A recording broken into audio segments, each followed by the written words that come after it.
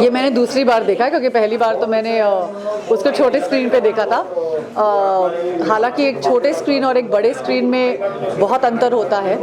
जब आप कुछ एक परफॉर्मेंस जो जिस तरह रवि ने परफॉर्म किया, अगर आप उसको एक बड़े स्क्रीन पे देखें, उस तौर पे देखें, तो आपको समझ में आएगा कि एक्टर ने क्या क्या न्यूआंसेस पिकअप किए हैं, क्या क्या डाला है, क्या बोला है। एक मुद्दा होता है जो आई थिंक वो विकल्प की बात कर रहे थे पूरे मोनोलॉग में, और उसमें उन्होंने बहुत ही आसानी से ये बात हम लोग को समझाने की कोशिश की है कि विकल्प हम सबका एक फंडामेंटल राइट है, and we have the right to choose, and that choice is something that our government, or us as human beings we need to have. And I think जिस तरह उन्होंने ओवरनाइट ये लिखा है और जिस तरह उसको प्रिपेयर किया है, जिस तरह उसको शूट किया गया है, जिस तरह उन्होंने वो डायलॉग्स डिलीवर किए हैं बिना किसी झिझक के, बिना ये सोचे कि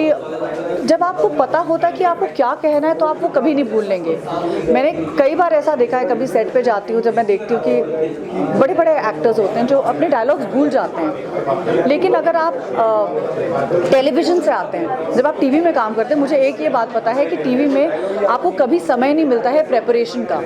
and I think that's exactly what Ravi also went through in this, that उनको टाइम नहीं मिला प्रिपेयर करने का, but whatever he is delivered with absolute perfection, because उन्होंने जो जो चीज़ें कही हैं।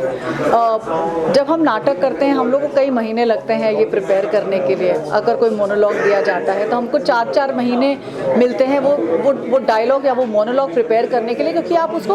अलग अलग तरीक़ों से बोल सकते हैं, क्योंकि नाटक एक बार नहीं घटता है, नाटक कई बार घटता है। लेकिन जब आप फिल्मों में कुछ बोलते हैं तो इट्स फुल एंड फाइनल,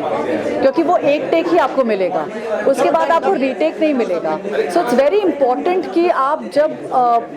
जो पॉइंट्स बोलना चाहते हैं at that point you need to be really sure कि आपने जिस तरह वो डिलीवर किया है वो आपकी ऑडियंस को हिट हो रहा है कि नहीं। So you need to be very sure as an actor, and the director will only say okay when the actor is very sure. So I think what Ravi has managed to do is absolutely impeccable.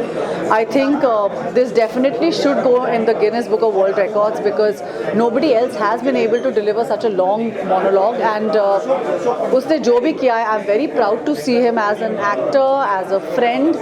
as a part of the film industry. I think as a fraternity we must support what he's done. So yeah, thank you.